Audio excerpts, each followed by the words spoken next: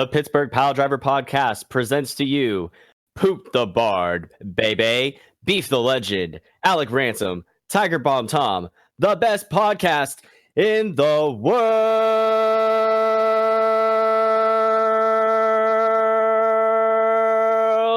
It's the P3 podcast. And in the words of Booker T, Hulk Hogan, we coming for you. You're listening to the Pittsburgh Piledriver. What the hell is that? Podcast.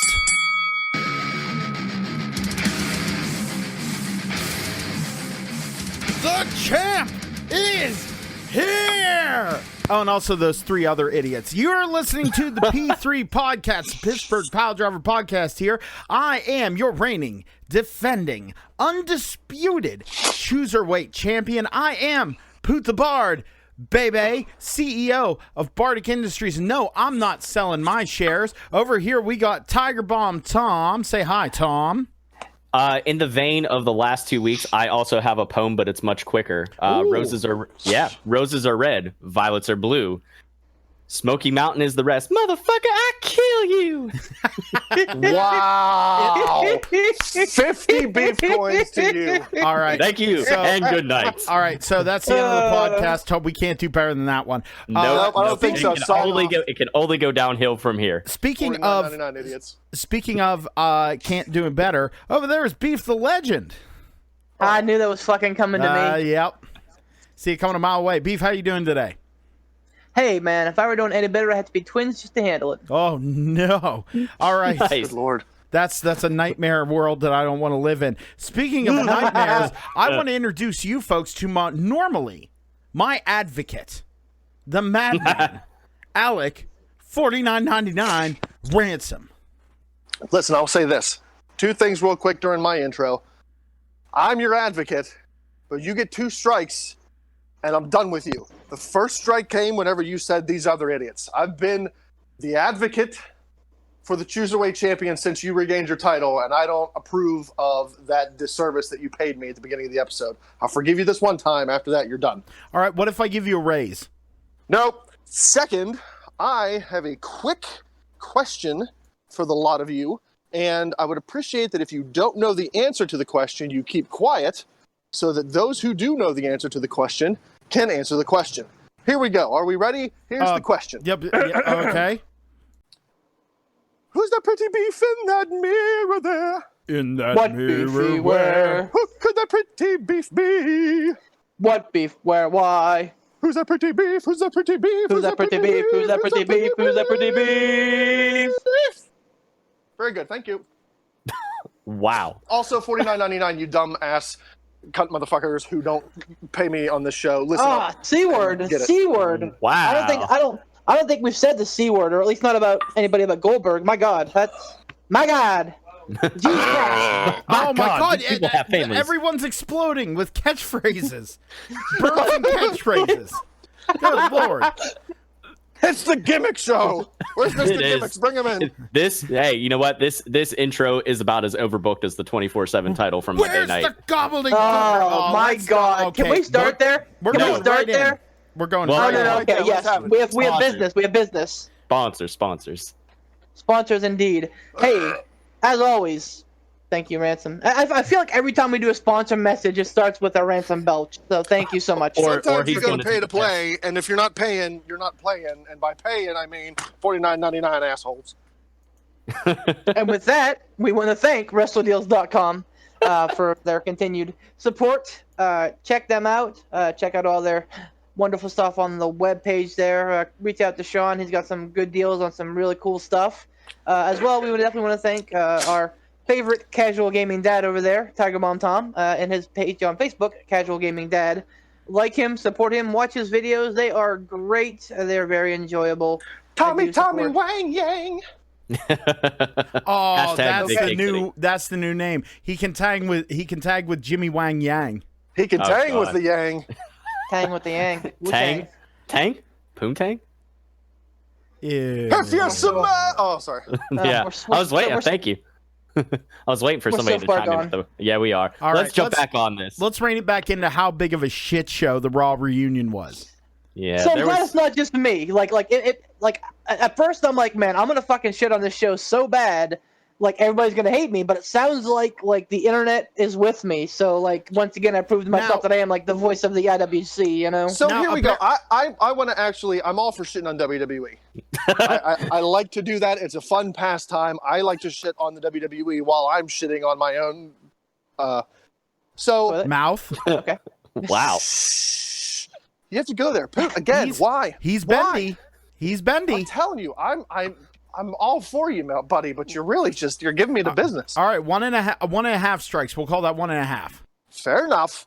Look, there were parts of the Raw reunion that were eye-rolly, and where I sat back and went, "Ugh." So yeah, I'll give you that. But there were some, not a lot, but there were some bright spots. I don't think I have ever been so pro seeing John Cena in my life. Right? That's what the current product has done to me. It has made me want to see John Cena. I thought the same fucking thing, man. Like when he came out and started doing his shtick, I'm like, okay, it's nice to see John Cena. And the crowd was going for him, like, all right, yeah, John Cena. And then he started rapping. I'm like, okay, Dr. Thugonomics. Like, and then I stopped myself and I'm like, wait a minute. What the fuck's happening? What the actual hell is happening it's like right now? It's like you're in the middle of a Twilight Zone. You're like, holy shit! This is happening right now. The reason that we're refreshed to see John Cena, number one, honestly, of all, in my opinion, of all of the old guard that came in, he was a highlight to me. Like, I mean, it's cool seeing Hurricane. RVD's always fun. By the way, he wasn't supposed to be there. He just got turned around going to Impact tapings. So like, got too fucking high. Got too fucking high and walked in the wrong, the wrong fucking door. Oh, cool, man. Turned the wrong way down Highway 420. So what? Speaking of high, the NXT champions in the back talking about hanging out with Rob. Oh yeah, man, that was fucking great. How was that able to be televised? Well, honestly, that was fucking great. For my estimation and my review of it and stuff like that, there's a lot I didn't get to see. I didn't get to see the spot with Sami Zayn and stuff. I only saw that on the. Oh, they took that out of Hulu too. Yeah, they took a lot out of Hulu. What? Yeah, yeah, they take a lot. Hulu sucks all of my bag. Like they're just it really like. Does. I'm abandoning ship with Hulu here, like come fall. Yeah, as soon as I can. They need to put all of Raw on there because effectively they put all of SmackDown on there. Now, granted, that's one less hour, but still, come on, give me a break. If you can put movies on there, just put. Get fucked. Like put it on there. So no, exactly. Basically, get fucked Hulu. So after Hulu, get fucked. That's much more aggressive. Yeah, it's all about phraseology. So anyway, after John Cena, it felt like the rest of Raw was it could have been just called Monday Night Raw. Disappointment. Remember? Yeah. No, I mean, but they schlep out these people, and to be fair, when you look at the metrics, viewership was up by 27%. Okay, now. What did they do to retain that viewership? No, exactly. That's the thing. It's putting Band-Aids on gunshot wounds. They've been doing that for years. And it's just, I mean, like the whole schmoz with the 24/7 belt. Now, to be fair, I like the Boogeyman spot. That was kind of funny. But then, like, and even the Stooges. Yeah, but he didn't win the title, though. Like, that's the thing. No, but the Stooges, I was even on board. I was like, okay, this is kind of funny seeing those old bastards being like, okay, whatever. But like, it just was like, it was like they, instead of having it be like, get like 6 or 7 keynote people, instead of that, they were just like, how many people can we shove into this show? Yep. It felt disjointed. Here's the problem with this, man. Like, and you can stop me if you could disagree, but right now, I would argue that the 24/7 title might be the hottest title they have. At least in terms of, like, you think so? Okay, that's fair. But I mean, jokiest. It is, but pointless. It's been the most entertaining. No, it was entertaining at first. Somebody's at a wedding. Oh, they got beat for the title. Oh, someone got into a car. Oh, no, they got pulled out of the car. They got beat for the title. R-Truth dressing up as a girl. Funny. It's not funny anymore. It's too much. It's not funny. It's Monday night. It was definitely overbooked. If- Way Well, overbooked. that's the hardcore title that's was my point. never that hokey, jokey, gimmicky bullshit. It There was. And this title was times- never supposed to be serious, and that's the thing. This title was never supposed to be serious, but at least it was Oh. entertaining. You but would- they, No. The thing that pisses me off about this title is that they take time for this stupid ass title and the stupid vignettes and the backstage bullshit away from people whenever you're keeping a Finn Balor or an AJ Styles or a Samoa Joe or pick a young other hot talent off of TV. But nope, you have time for the 24/7 title. That's stupid. And Oh, speaking of which, 2 points that I want to touch on there. One, I disagree because I think when they introduced the title beef, I think they were seriously trying to make it sound legit, like the way that they presented it and everything like that. The way that with the unveiling with Mick and everything. I mean, it I don't know. No, Vince McMahon has not taken Mick Foley seriously since like 1999. But go on. Well, all right, and two, since Ransom brought him up, Samoa Joe pretty much just echoed those same sentiments, and man, he was fire on the microphone. That was good stuff there. Well, so my point with Poor the 27 thing is, and yeah, Poot, give me a second. But the point with the 24/7 thing is that yes, I personally find it that it has somewhat entertaining, more so than most of the rest of the show. But on Monday night, they made a point of fucking hot-shotting it to just fucking randos. The fucking Stooges, okay, I'll give you that. Fucking Kelly, my God, I can't fucking hate Kelly enough. She's fucking worthless, useless. I fucking hate Kelly. And then the other bitch, what's her name? wow. Candice Michelle. I was gonna say Candice which Michelle. one. Man. Yeah. So and then fucking the ghost of Alundra Blaze passed, and fucking Oh Andy my God, Biasi she buys looks it. terrible. I mean, it was so much. The only bright spot that I can take away from that 24/7 fiasco on the Raw reunion was the fact that we got to see Candice Michelle on TV, and man, is she looking good. I would. I don't Still. give a crap. I don't give a crap Still. what you say. She looks phenomenal. I'm not speaking like phenomenal like in ring shape. I'm speaking like phenomenal like put a poster on your wall. She looks good. So, Beef, you talk about how this title is entertaining, and it's fine, but it's and honestly, if they didn't have R-Truth and Drake Maverick to make this work, it would be the dumbest thing ever. Oh, it would But bomb 100%. So, I mean, and you could stop at R-Truth. R-Truth has made this title what it fucking is because he is fucking hilarious. But go on. Also, I love whenever Beef talks about something that he's genuinely excited about, he turns into a 5-year-old kid trying to explain an episode of true. Power Rangers. He's Yeah, but like so, I love you. Rita Repulsa Yeah, wrong. destroy the Megazord. How the hell the Power Rangers gonna come back? I love you, Beef. Here comes the Tigerzord. Man, he's a White Ranger. Holy shit! Now he's a Power Ranger. Did you see that, guys? Check out the Gotta catch Still them all. fucking going. Oh, fucking A. My point is, Wow. my Oh my oh no, God. Rita Repulsa. The I almost pissed myself. no, so Oh, shit. motherfucker. Here comes Lord Jet. Oh no, what are they gonna do, motherfucker? I'm fucking killing you, Power Rangers. I'm the goddamn White Ranger, motherfucker. I don't know how much of that's actually going to come through because I'm sitting over here just probably dying. not- It's probably not a lot. it's probably a fucking audio nightmare for The- Poot. Well, I gotta Oh go my get another God. beer because this is clearly working. Oh great. Oh yeah. Well, so Grow, my minions grow. So my oh no. I didn't knock anything over. It's fine. So my point with this is, to me, it's sad. It's sad whenever the part of Raw that is the most entertaining is a giant. You know Was what I Doink mean? there? Yeah, but it No. might as well be. Fuck, I'm surprised that- he didn't have that belt. That would have been awesome You're not- if he was there. You're not wrong, Poot. You're not wrong. Ooh. This is a good segue. Speaking of Doink, man, how great would it have been to see like if Doink was out there and then the Fiend came out, like two childhood fears. Like my daughter sees Bray Wyatt on TV now as the Fiend. She's like, I'm scared. And I'm like, That's- you're supposed. I was like, you're That's supposed to good. be. That Yep. means that it's Yep, working. Yeah. Exactly. And Here's another little bit of a bright spot for the 100%. oh yeah. Raw reunion. Definitely. Mick Bray Foley Wyatt. actually doing what a legend should do and putting over younger talent. Yeah. Kudos.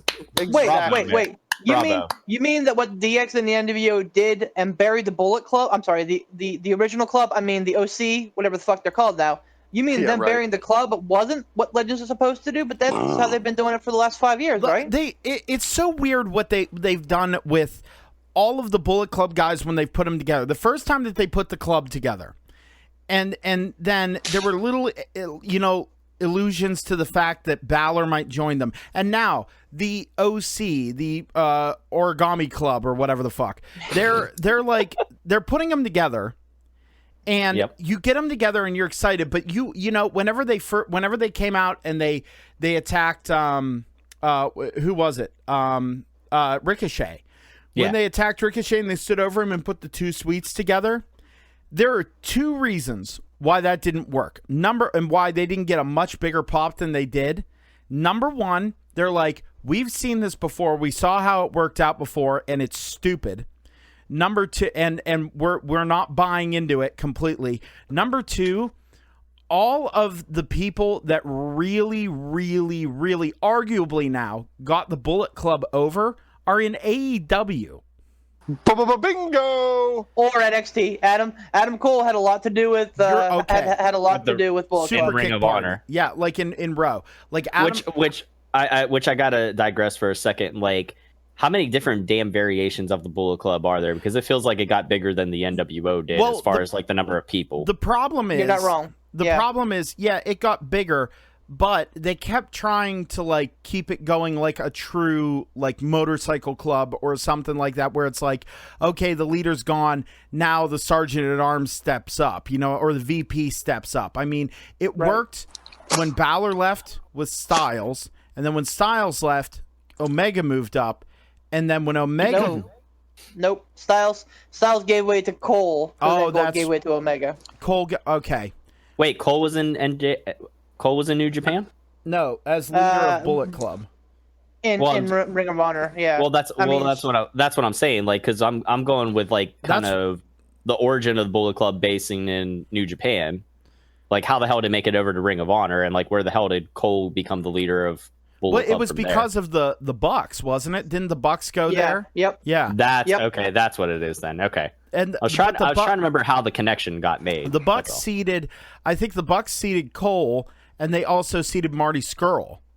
Yep. Okay. Yep. And because then that was like you had the Villain Club shirts and stuff like that. I know. I like, but my point is, like, they tried to keep it going, and then the problem was those guys that were first in the Bullet Club were so charismatic and so good and so able to sell all that and had the right guys around them as it went along. Like, I mean, isn't Jay White still the leader of Bullet Club? In Japan? It's very much it's that's what I consider. It's very much an afterthought. Yeah, it's I mean, you like because you still have Tama Tonga who was an original. You still have Bad Luck Fale who was an original. Yeah. But I mean, outside of those two, like, it's a bunch of schmoes. I can't say schmoes. I like Ishimori. But it's just I not love the El same. Fantasmo. It's not. But then again, whenever AJ Styles and Gallows and Anderson left, and the Bucks and Kenny Omega kind of took. A lot of people said the same thing. It's not the same, and that's where we got the Elite, which. Now we have all elite wrestling. And that's I think where that came from. So that proves the point that it's not the gimmick that gets the guy over; it's the guy that gets the gimmick over. Yep. Because I was gonna say, because look at Adam Cole's a perfect example of that right there. Oh yeah, when you first heard that they were the Undisputed Era, were you kind of like, ah? No, I honestly wasn't. Because I didn't care. I didn't care what they called him. I just thought it was going to be a cool faction. I was glad to see Adam Cole in NXT because I remember probably at least a year or two ago, whenever he was on somebody's podcast, I can't remember who. It could have been Sam Roberts. It could have been, I don't know, anywhere. But I remember not our podcast though. I know, right? We got to work Way on to that. go, Adam Cole, you colossal cockbite. Wow. Show up on the show and prove me wrong and pay me $49.99. You have the money. All right, I see you know the gold what? around your But waist. no. You know what? But Because you badmouthed Adam Cole, you get a strike. That's true. You're not Adam Cole. Doesn't matter. I agree. I concur. I don't care what you say. It's not a consensus here. That doesn't enter into it. Anyways, He fucking snuffed it. He fucking snuffed it. but no, what I think I don't know how long ago it was that Adam Cole was ROH champion, but whenever he was champ there, they had talked to him and he was on the podcast. And I just remember seeing like just hearing him talk and everything like that, and seeing a little bit of his stuff there in Ring of Honor. I was like, man, it's another one of those. I can't wait to see him in like NXT or something like that. I said the same thing about Austin Aries, and they fucking butchered him whenever they brought him up to main roster. Do not fucking say his name in relation to WWE in my presence, because I love a fucking aneurysm. I swear to God, because calm down. He is one of my favorite wrestlers in the world. Austin Aries. And what they fucking did with Aries. They couldn't maybe even if we could give Beef an aneurysm on the podcast and he dies on an episode, maybe we can get somebody to pay $49.99. You idiots. Wow. Maybe. The beef recovery fund. But they fucking killed Austin Aries. I'll spend it all on donuts. I don't care. Right. So no, but all right. Let's bring it back around to why we were talking about the club. DX comes out, and by the way, did you hear that was supposed to be Ricochet and not Seth Rollins? I did hear that, actually. Really? Yeah. What happened with that? Ricochet's out with an injury. Yeah, he has like some sort of sakes. he has some sort of like elbow infection or something. I thought it was a butthole infection.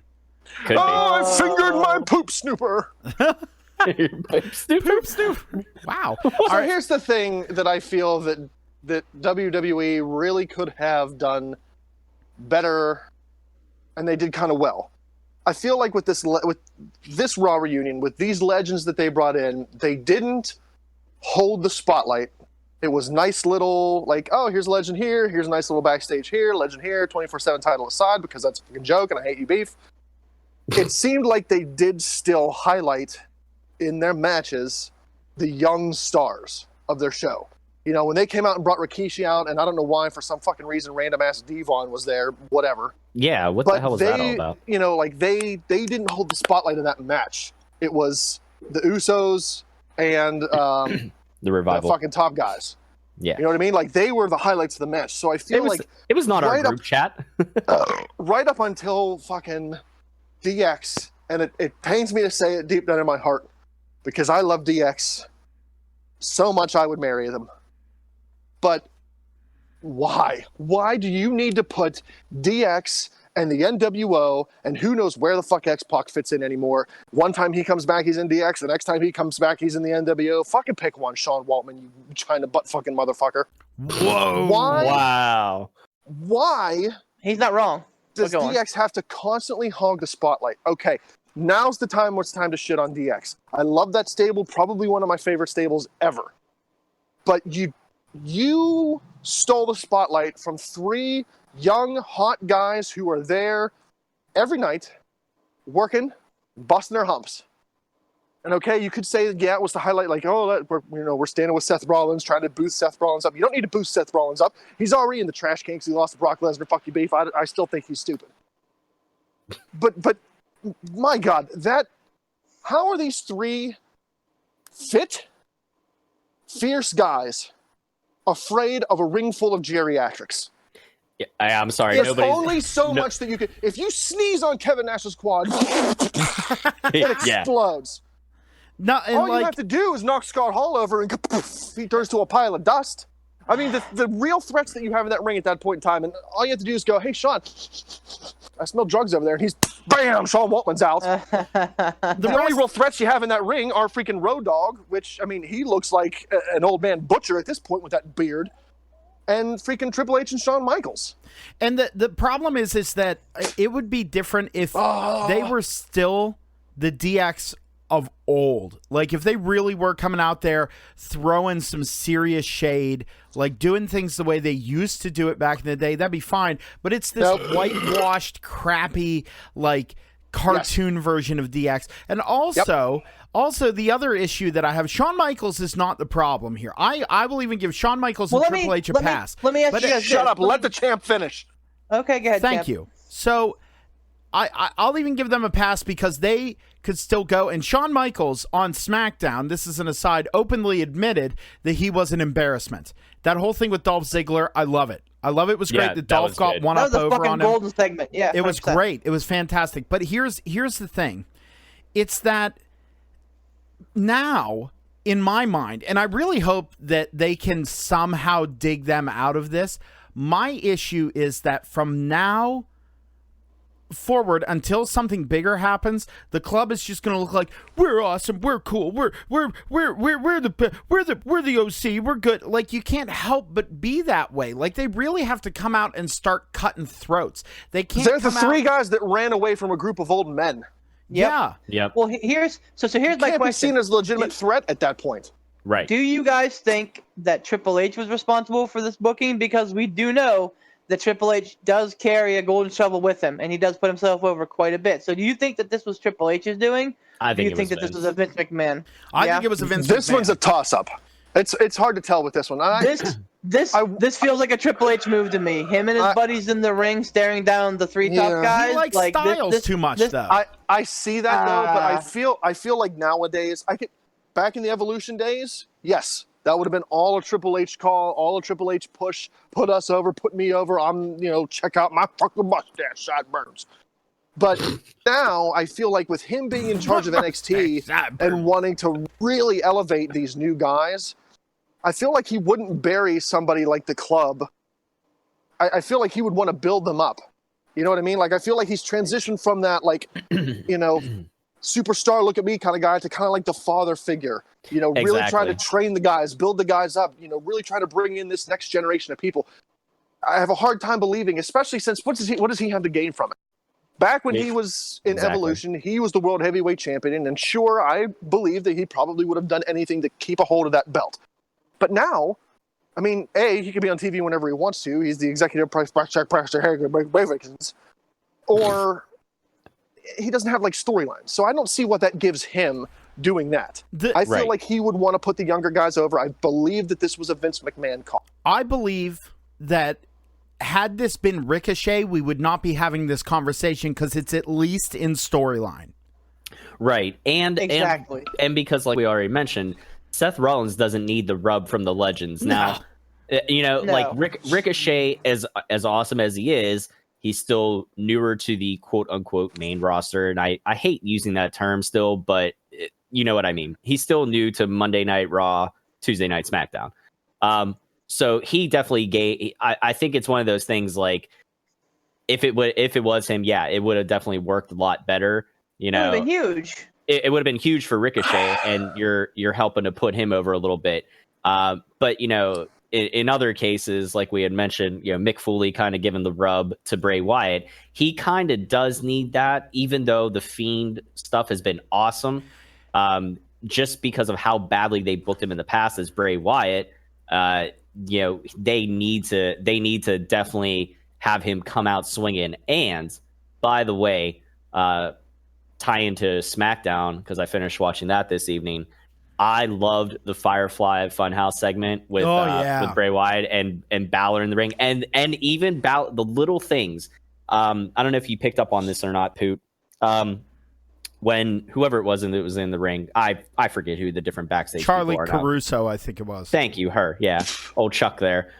She was interviewing Finn in the ring, and his demeanor. She said she's like, you look a little nervous. Are you okay? And like just his body language and stuff, it looked like he did look a little shaken. And like I know worse for wear. Yeah, exactly. I'll tell you what. The Fiend perfect. needs to come out. The Fiend needs to come out and destroy him at SummerSlam, so that when he comes back and they have a matchup, Demon versus Fiend, that it's huge. Because I think that's what that's building towards for Survivor Series. And I think if the Demon if the Fiend actually absolutely tears up Balor at SummerSlam, I think that would be huge for him. Either way, I think the Fiend. I as much as this pains me to say, I love Finn Balor and I love the Demon, but I feel like the Fiend has to beat the Demon. Yes. On an aside here, and this was posed. You know how the Fiend used the mandible claw on Mick Foley, right? Mm-hmm. So get this. This was posed on Going in Raw because I wanted to hear their thoughts on this because everywhere else is vitriol about this past Monday night. They posed this. Get this.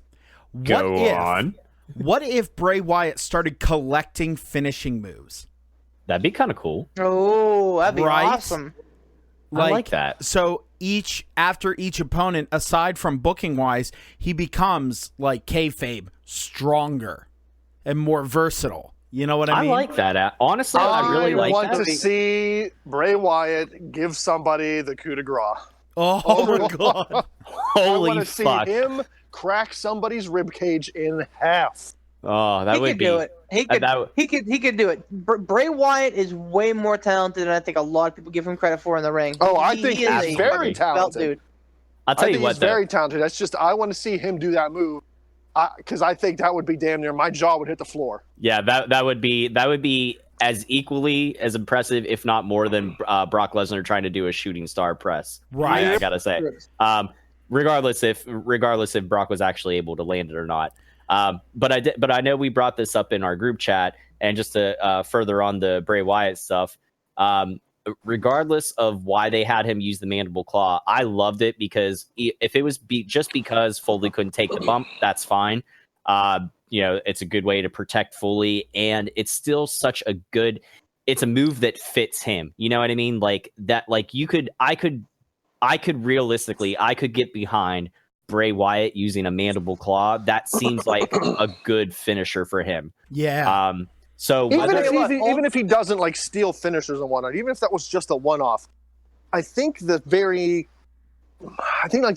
idea of, I mean, you look at Mick Foley. When you think Mick Foley, Cactus Jack, Mankind, Dude Love, whatever, you think like the hardcore legend. Yeah. This hardcore legend being taken down by his own move that no one else does. Nobody else does the mandible claw. That's a Mick Foley thing. Yeah, the really legend being taken down in the middle of the ring by his own mandible claw, I think, just elevates Bray Wyatt that much further. Because it's like, holy shit, the hardcore legend, like, he flattened him with his own fucking move. Absolutely. So even if it is like a one-off steel finisher, or Mick Foley couldn't take the Sister Abigail, or he doesn't start collecting finishers, whatever, I still think that's a huge highlight that maybe not a whole lot of people are focusing on the fact that, like, damn, Mick Foley made that move famous, and Bray Wyatt killed him with it. Absolutely. That's a great fucking move. And I'll tell you what, like, old is new again. Like, the fucking Iron Claw. I fucking hate, like, the stunner. But, like, the fucking Iron Claw. I want to talk about the Iron Claw for a hot minute. Because right now, and yes, I'm going to fucking continue to push the G1 because it's a great fucking program. Watch it. How is it going? So I think I'm caught up through night 5, which is night 3 of the A block. It's been fucking stellar, by the way. But fucking Lance Archer, formerly Advanced Archer in WWE, he's using the fucking Iron Claw. And I've never popped for the Iron Claw. I thought it's a stupid fucking move, but I'll tell you what.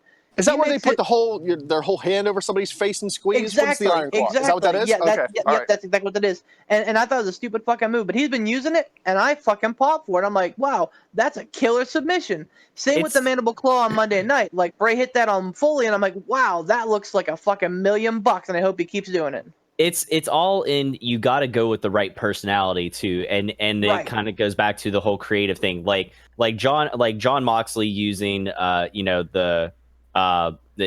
double arm DDT, but making sure he got like the Death Rider version of it versus Dirty Deeds. Exactly. That little variation makes a difference, and a move like the mandible claw, honestly, like we're saying, even if Bray Wyatt doesn't start collecting moves, or if he doesn't go back to Sister Abigail and he keeps using the mandible claw, it's a move that fits him for sure. You know what I mean? Like, and I think it's because of the mask he's wearing. It just sells. Yes. Like it seems everything he does, because he's wearing that mask, is just full of venom and vitriol. Let's not take away too from Bray Wyatt himself. But I love how they're doing the dual personality thing. Like he's like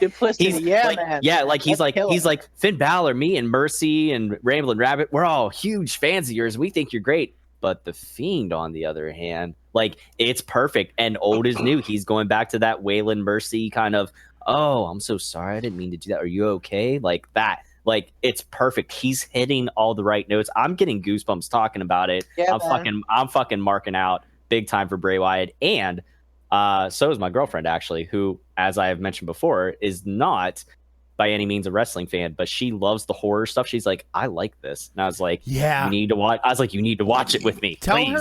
Tell her to watch Don't Hug Me, I'm Scared on YouTube.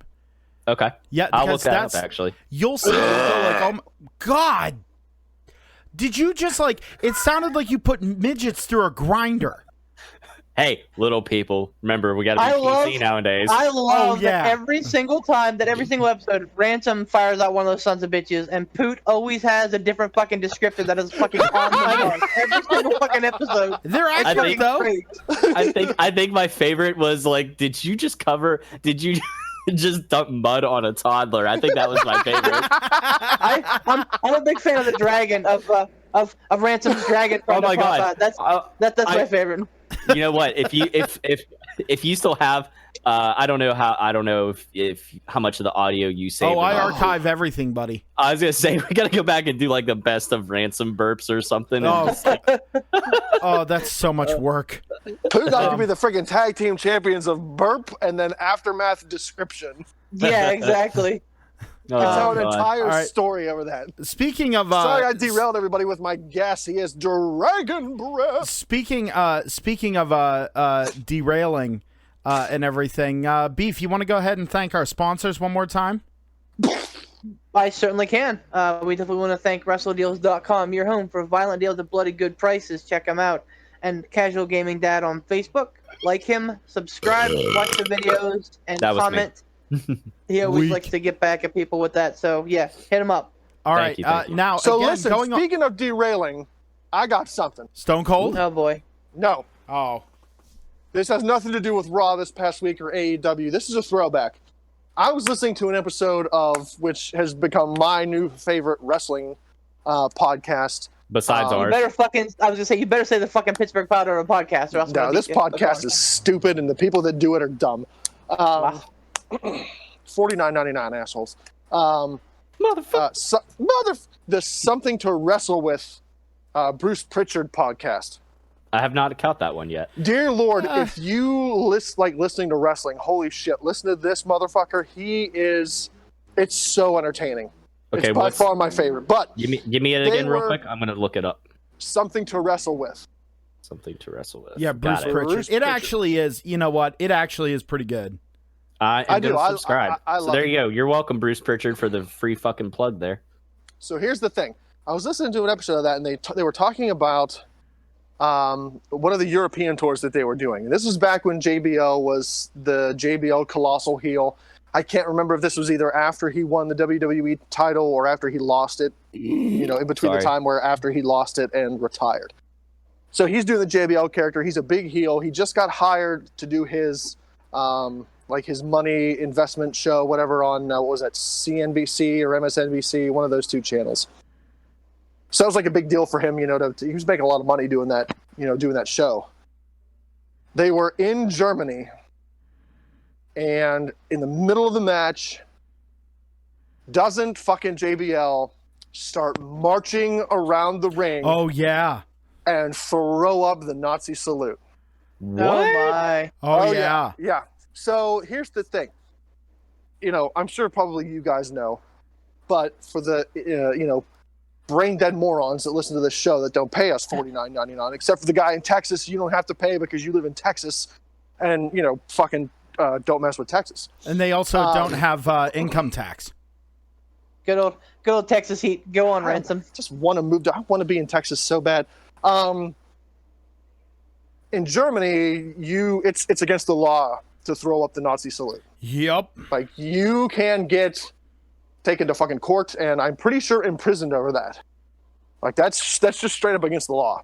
You can do whatever you want in America. You can throw middle fingers. You can throw up the Nazi salute. You can grab your crotch. You can squeeze your titties. You cannot throw the Nazi salute up in Germany. That is a big fat no. So JBL does it in the middle of this ring. WWE gets a shit ton of backlash. JBL gets fired from his financial show on whatever network he was on. And here's what I want to get from you guys. JBL's JBL's take of, from this, his explanation was that he issued an apology. Said he apologized if he offends anybody, yada yada yada. Scripted WWE apology. Yeah, scripted anybody apology. Yeah. Exactly. But later on, he was talking to somebody, and I can't remember who they said he was talking to. Go fucking listen. But he was talking to somebody. He said, "Look, I understand that what I did was, of great offense to a lot of people, and sure, it was against the law in that country. But at the same time, he defended his actions and said, that's not me. I'm not a racist. I'm not a bigot. That's not John Bradshaw, like whatever the fuck his real name is. He said, that's the JBL character. I was playing a character, which is no different than somebody playing a Nazi in a movie or somebody playing a neo-Nazi in a movie like fucking American History X and giving the Nazi salute. He said, it's in wrestling, it's no different. You're playing a character. Hold on. I can hear you drawing that breath in. Yeah. Hold on. It was actually an exhale. I'm like... I was drawing in. I was, yeah. Either way. He defended himself by saying, he apologizes if it did offend anybody, recognizes the fact that it was offensive and it was against the law, but he's saying that's not me, that's not who I am, that's the JBL character, I'm playing a character. Other people have gone to other countries. Shawn Michaels stuck the Canadian flag up his nose. Other people have done offensive shit for that. Yeah, but other people have done offensive stuff. That was a character he was playing. I want to get your guys' take on, how do you feel about that? Do you believe that he should have been up and fired from his financial show, whatever network that was? Was that justified, or was he playing a character and say, look, you got to understand the people that are on these shows play characters. Bray Wyatt, the fucking, whatever the fuck his name Rotunda isn't a creepy kid stalker. He doesn't go around wearing masks and slaughtering people. Let's start. The boogeyman. Let's start with beef on this one. Go to Tom and then make the. No, save me for last. I've already had enough controversy for today. All right. So I'm harking back to whenever at a house show, Chris Jericho took the Brazilian flag and I think he like sneezed in it or like he blew his nose in it or something. Caught a lot of backlash there, and it was much of the same thing. I mean, I'm with them to an extent. There's getting heat, which is great, and then there is, breaking the law, which is not great. I mean, I get it. Like, yes, you can play a character, and you can say, that's not me, that's my character. That's fine, but whether it's you or your character, you still broke the law without like the law knowing it. Now, if JBL would have went to the consulate or whatever and went like, "Hey, I'm gonna do this," and they would have said, "That's cool." If Jericho would have went to the people in Brazil and were like, "Hey, I'm gonna, is this okay?" and they would have said, "Yeah, that's fine, awesome."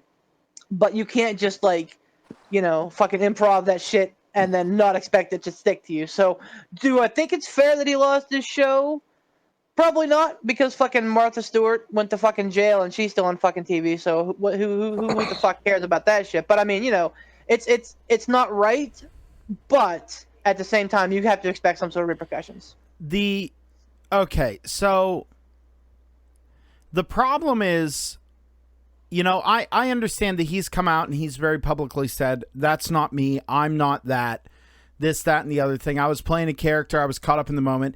And as obviously not putting myself on the same pedestal as someone who travels the world at the best in their craft, which is a WWE superstar. I've been a lifelong performer. I've been on stage. I've done improv. I, play music, and I've done stuff on stage or in the heat of a performance or whatever that is not necessarily in good taste, but it was never to the point where it broke the law. I will echo beef on that one and say that if you know something is against the law and you do it anyway in the confines of a performance, there's a fine line between drawing out a reaction that is like, ooh, and going, all right, man, whoa, you can't, for comedians, Anthony Jeselnik, if you've never heard of him, Anthony Jeselnik is one of the most nihilistic, if you're easily offended, 2 minutes into an Anthony Jeselnik set, you will be you'll shut it off. But if you're okay having a dark sense of humor and just accepting the fact that things are jokes, then you're fine. And that in that context, like it's fine. But he never goes to the point where he breaks the law. Yeah, it's taboo, and yeah, you feel kind of bad for laughing at it, maybe, or like you're like, oh, I didn't think I was capable of that kind of dark kind of humor. Oh my, like. But this is one of those things that it doesn't matter if you are in a performance. It doesn't matter if you are like caught up in the moment, you're not thinking. Breaking the law is breaking the law. Another one is G.G. Allen, the famed like punk, offensive, avant-garde, quote-unquote musician. Something keeps popping who's messing with their mic. I'm going to come over there and smack you with the championship belt. I'm going to drive to Pittsburgh and then I'll go, woo. Anyway. So, all right. But like G.G. Allen, he would get on stage and like blade himself open and cut himself and bleed all over people that were there. He would like be naked and like shit on stage and throw it at people. And like he would go out into the, like during his shows, he'd run out into the street where he was performing and, just like dive around and like get in people's faces and shake blood and feces on them. That is it. Yeah. People who are like snooty artists make the argument that's like, oh, it's a performance. Isn't this, it's a commentary on that. Shut up. No, it's not. It's a health hazard. You don't know where he's been. You don't know what he's done. And now his blood is on you. What now? Like, you can't do that. You should be arrested and put in therapy. Like, I agree with that. And JBL, I think that it was a prudent move to maybe not take his show away from him, but like dial him back and say like, all right, from now on, you're not going to have your own show. You're going to be an absolute part-time analyst. And at most a month, you're going to have 2 minutes on TV. Like, knock him down and have to make him prove himself to build back up. So Tom, before you lay into this, I have an opinion on this that I'd like to voice as well. So I just want to know, do you want to go now or do you want me? No, I'll go now. Okay. Because mine, it's pretty cut and dry. That. All right. So, and I know that he was over there in Germany where it happened, and I know laws and everything like that vary from state to state and country to country all around the world and everything like that. And I know that people try to use the First Amendment as their go-to defense if they do something that's blatantly offensive and just, whether it's racist remarks or bigotry remarks or anything like that, oh, it's the First Amendment. Listen, what all that says is you have the right to say that, but actions have consequences all the time. Preach. And no matter what you do, whether it's good or bad, and whether the consequences are good or bad, there's actions have consequences. Now, as whether or not it's a matter of like, oh, that's not me, that's my character. Well, let's pump the brakes. And there's also something called perception is reality. Let's look at the track record of JBL as well. He has a history of being a bully and kind of being an overall asshole. Justin Roberts wrote that tell-all book, and other people have come out and said that he was a huge bully in WWE. Mauro Ranallo, for God's sake. Yep, Mauro Ranallo. Okay, so is he defended in saying, well, that's not me, that's my character? I don't know. I'll leave that one up for debate. But the show that he was working on, it doesn't matter if that was his character or that was him. He is employed by whoever. And if they have certain standards that say you can't do this, then you can't fucking do that. Now, like, and this is going to tie into, I'm going to break kayfabe a little bit here. So my job, I'm a licensed massage therapist. I've been doing it for 9 years. Even if I was practiced and well-versed and totally certified to do, and this is a real thing, therapeutic breast massage, I can't fucking do that at my job because they do not allow that. That is part of their standards. They say, here are our guidelines. This is what we expect out of you. This is what you need to do. And if you don't do that, then you face the consequences. So while I get the whole, while I get that there's a difference between the real life personas and character personas, and I get that, and sometimes, especially in wrestling, they can, and it's often better when they do blur the line a little bit because it makes it feel more authentic. Actions have consequences, so whatever. I mean, that's he had to expect some sort of reaction one way or the other, whether he thought he was going to lose his his job on TV or on this show or whatever. That's it. Same thing for my mentioning about my controversy today. If it were something that I did that I pissed off my sponsors and I lost sponsorship or whatever, well, then I have to face those consequences. So that's kind of my take on it. And one other point, real quick, for you to say something ransom. The big thing I want to say is that JBL's smarter than that as far as getting heat. Like in comedy, like they say, if you go blue in comedy, if you have to swear and do all that shit, it's said that that you're not doing the best job you could be doing because you're not exhausting everything else. You're kind of going lower than what you need to do. And that's not always the case, but for the most part, it's true. The same with fucking shit like this, and the same with Jericho, and the same with HBK doing the shit with the Canadian flag.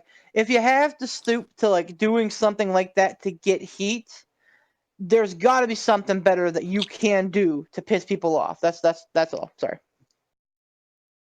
Okay, so sorry, I had to drink some beer. So here's the thing. I'm going to be the contrarian in all this. And I'm going to go ahead and not completely side with JBL, but I'm going to side a little bit more with JBL than you guys have. Regardless of whether or not he's a scumbag in real life as far as bullying goes, everybody has our own take on that. Okay, maybe he has crossed the line a few times. I'm sure he probably has. But Justin Roberts, I'm sure he's probably a little bit disgruntled as far as being let go from WWE. I'm sure that probably played a little bit into his hand as far as his JBL smearing. Mauro Ranallo, part of me wants to side with him on it and be like, yeah, JBL, stop. It's like, you know what? You're a grown-ass adult. Grow some fucking skin. Man up a little bit. Whatever. But here's the thing. Breaking the law aside, if you had to pay the consequences in Germany, fine, you pay those consequences. He had to pay a fine, I believe, and I don't know if that was a fine due to the fact that he broke the law in that country, or if it was a fine due to the fact that Heat and Vince McMahon handed it down. I don't know. I can't remember. I'm pretty sure they probably touched on that on the Bruce Pritchard podcast. But I don't see WWE wrestlers as anything other than people playing characters. Some people's characters are, yes, they are themselves dialed up to 100. But some characters are just that. Some characters are just characters. And I don't feel like you should be chastised for playing a character any more than somebody who makes a movie where they play racist, bigotist character in a movie. You're playing a character. You're being paid to play a character. Nobody today should believe that wrestling is real. Everybody who watches the product, internet and TV and all of that stuff out there about pro wrestling nowadays, everybody should understand and know these people playing characters. Yes, there are physicalities that can happen. People can get hurt. That aspect of it is real. But the characters that these people play are not real. You don't have a literal dead man wandering on the streets. You don't have somebody who was burnt in a house fire who has come back to seek revenge on his half-brother roaming the streets. You don't have that in real life. It's a character that they play on television. So, defend JBL on the fact that, okay, if he got fired from his show, he got fired from his show. My opinion is he was playing a character just like any other actor plays a character. He shouldn't have been fired from the show for playing a character in a show in the United States. It's not against the law here to do that. And I understand the whole, First Amendment, you can't really hide behind it. Yes, there are consequences to it. I understand that. But the dude was playing a character. Bullying in real life aside, that's not why he was on his show.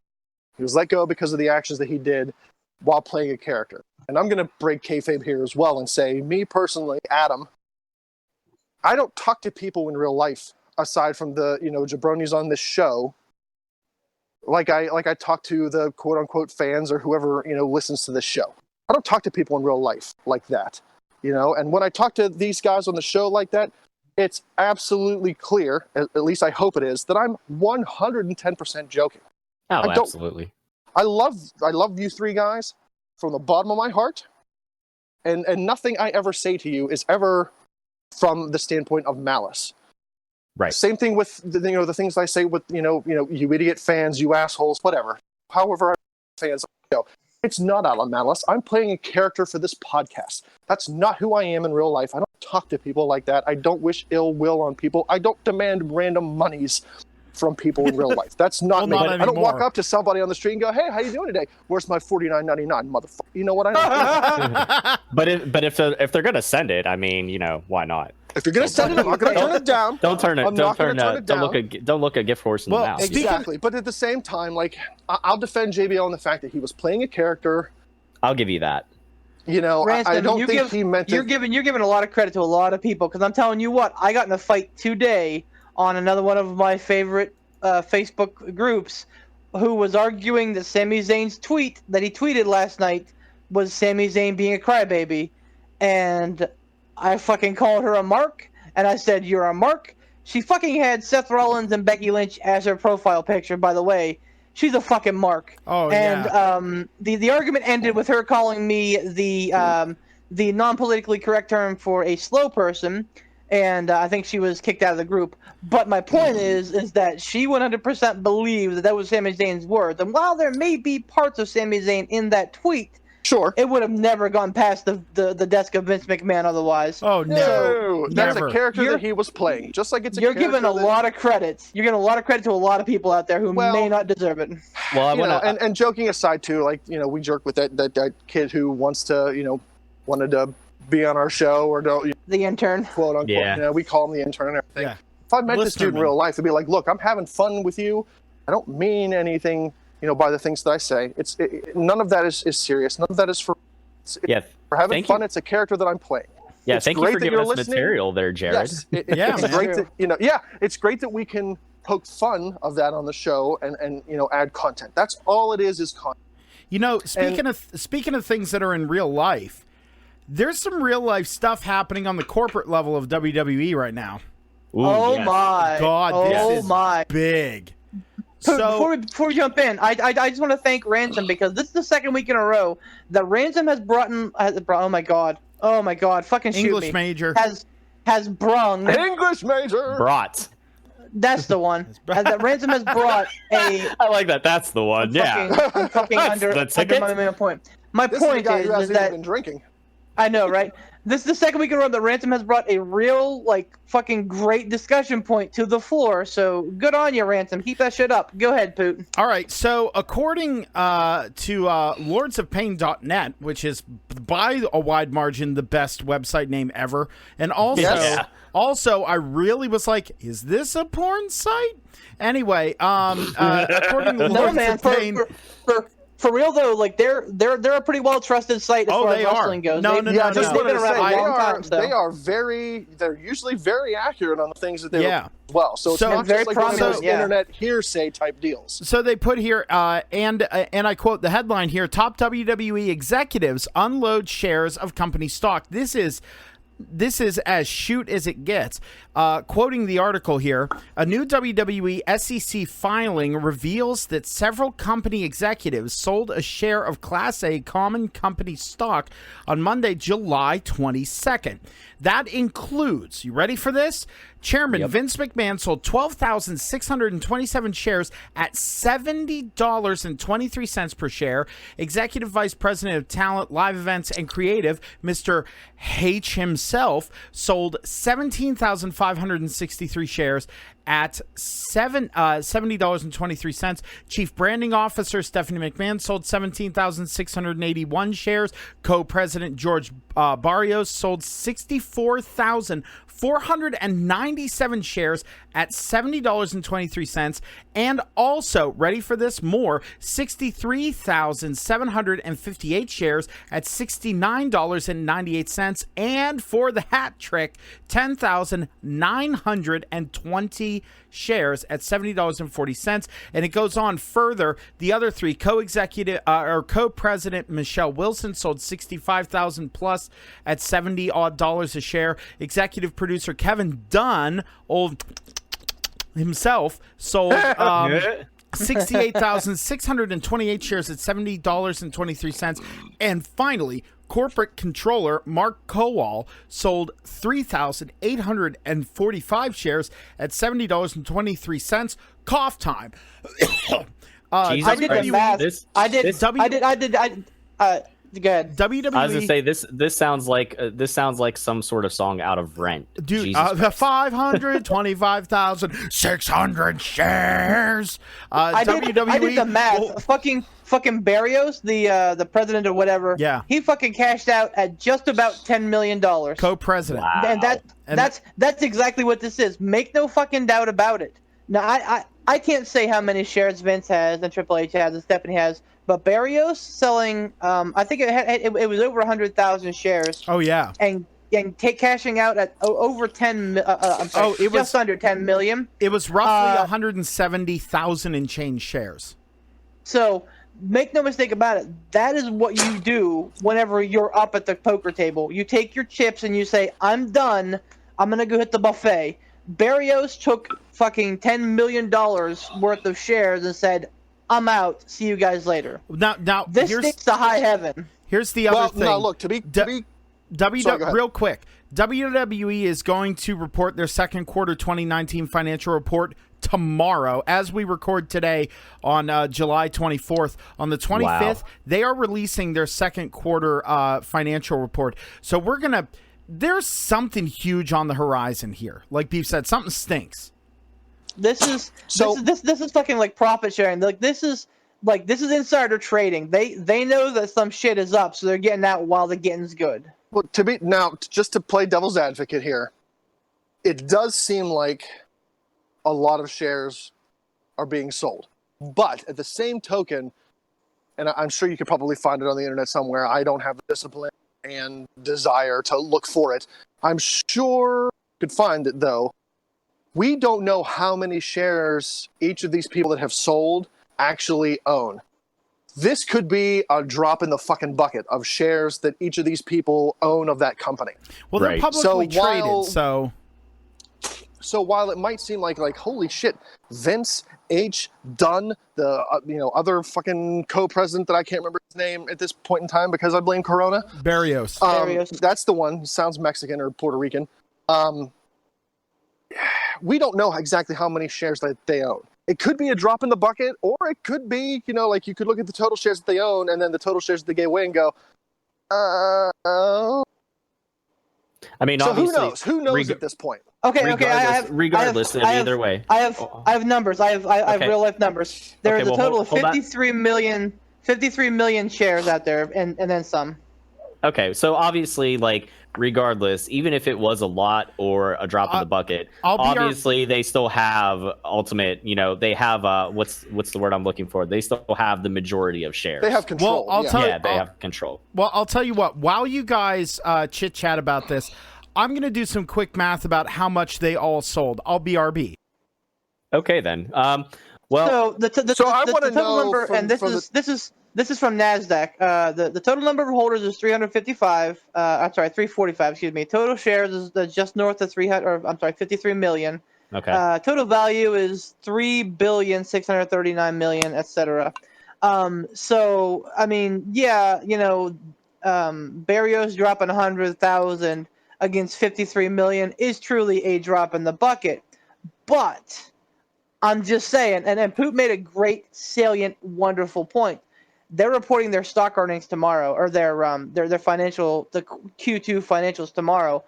Let's be real. we know that their ratings have been in the fucking toilet for the last 3, 4, 5 months. Right. Like, there's no way. I don't think that the company was as near as profitable as what it had been. Yeah, but So they ratings know aside, how that much money are they bringing in from merch, though? Sure, your ratings could be down, but what about your buy rates? They go hand for in the hand, network? man. What That's a about the good buy question, rates though. for pay-per-views? What about the merch sales that they're bringing in? I mean, Well, you people figure- could not We'll be know watching the tomorrow. show, but Boys, we have a still buying total. shit. Uh-oh. It would be 324,837. Shares? Yes. Okay. Which is still just almost infinitesimal against a Billion. total of 53 million. Oh, yeah, 53 million. Yeah. But I mean, still, But the money, though. it's a small percentage. And also, another thing to take into account is how many times in the past months, years, whatever, how many times have any of these top people sold shares and it's just never been reported? Or at least never been, really brought to this big of attention. This could be a yearly thing, or by the quarter or by the year, Vince and Triple H and Kevin Dunn and Jose Lothario or whatever the fuck his name is, they could sell shares yearly, or they could sell shares quarterly. Who knows? Well, I'm sure they could, and they could just buy them back. Yeah, they could just buy them back just as easily. So. Yes. So I mean, it is worth noting the fact that these top executives have sold what to the common people seems like a shit ton of shares and a boatload of money, but who knows how often this happens. True. So stockholding stuff aside, and Bray Wyatt praising aside, and JBL bullying questions aside, the last thing I wanted to touch on real quick about the Raw reunion, since that was kind of the big thing of the week. Bringing it back. Bringing it back. Yep, I'm bringing it back. Is I thought that the way they closed out the show with Stone Cold was good, although hear me out. It's a different era. It's a different Stone Cold from then. Back then, the Attitude Era Stone Cold is dead. The Attitude Era in general is dead. Granted, you wouldn't believe it from Monday. Well, I know. Ask the stupid fucking mouth breathers, and they'll fucking tell you, "Oh, the Attitude Era is the greatest thing that ever happened to me." Blah blah blah blah blah. Fuck the Attitude Era. Oh my goodness. That's gonna be a fantastic lead into the collar elbow tie up episode whenever we do that. But I digress. No, I just thought the way they used Stone Cold was okay. Like having him come down and having everybody have a big cheers. That's the point I was getting at. The only thing that they could have done better with that, and this was something I'm trying to remember who it was. I think I was listening on the Busted Open podcast. I happen to listen to that, Jericho and Edge and Christian.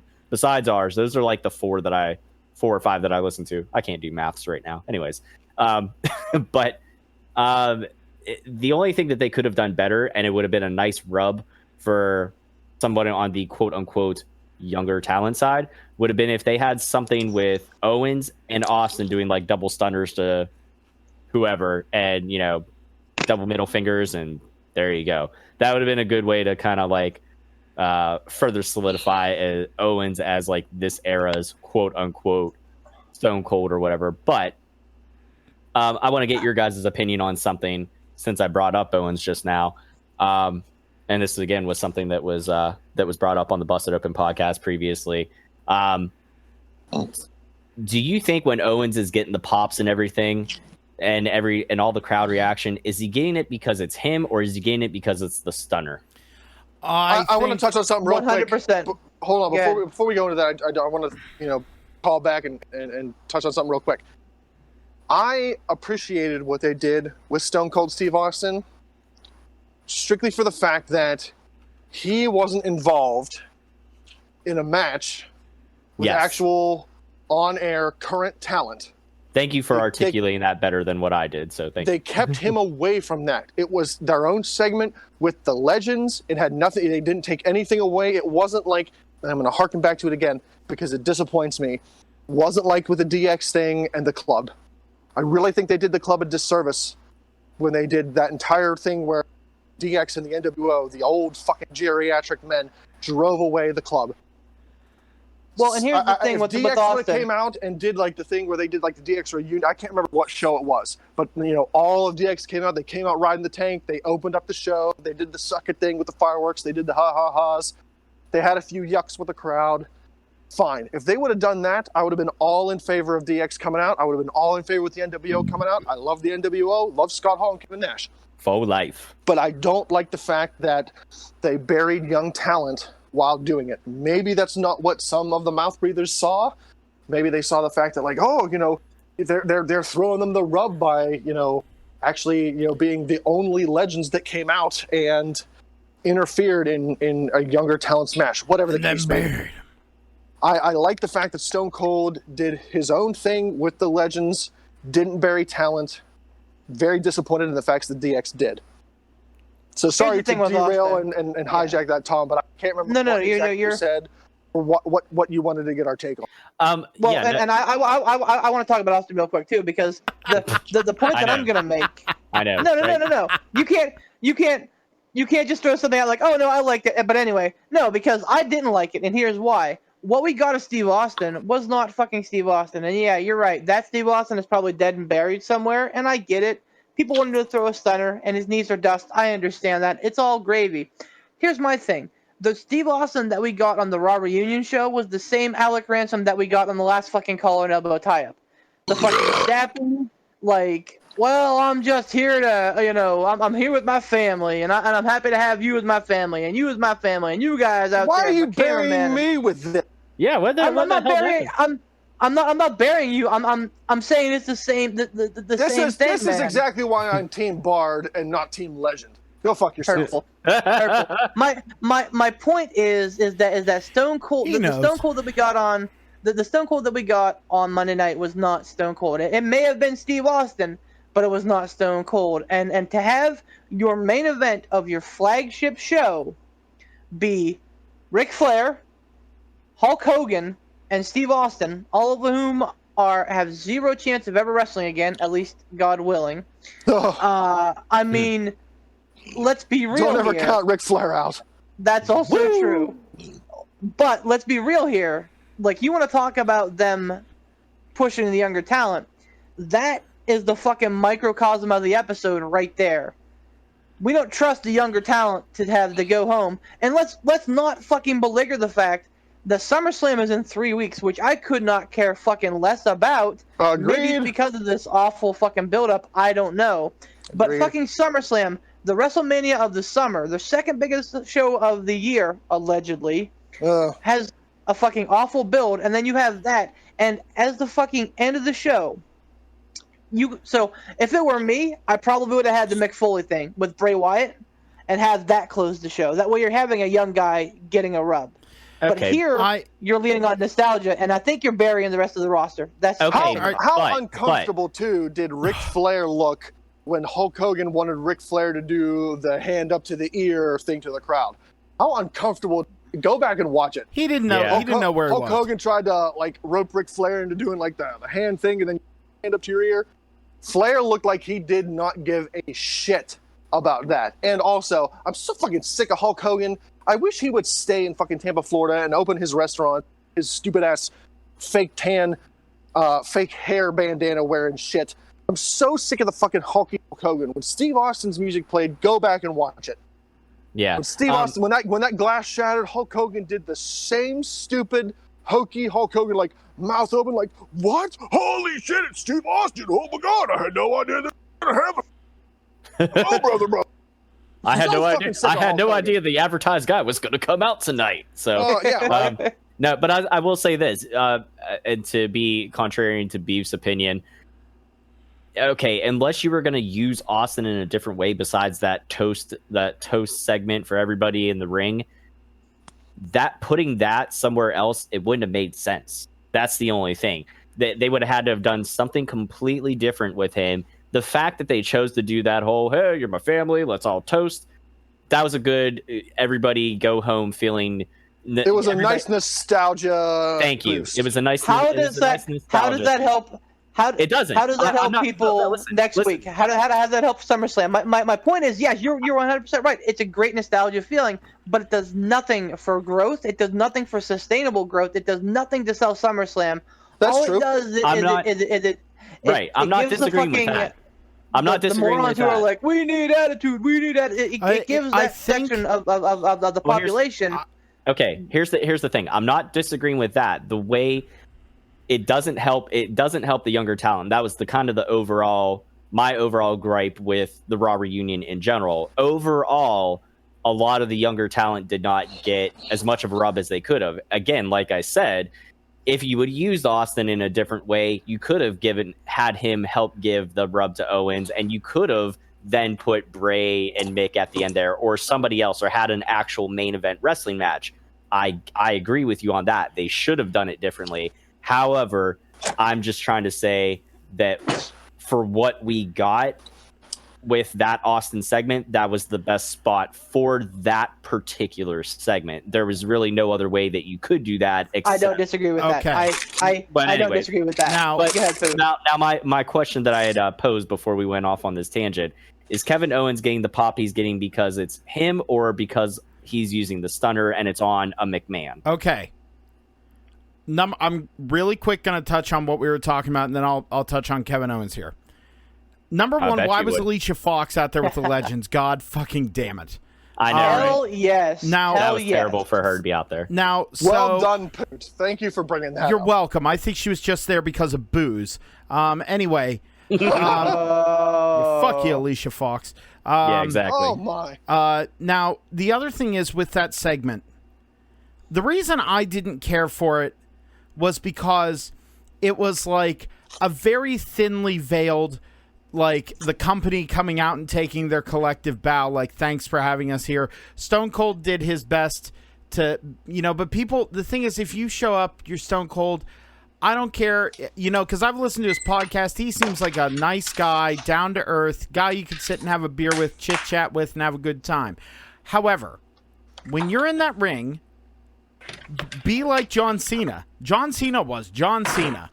Like, I can't believe I'm saying this, but like, do your thing. Like, we want to see you do your thing.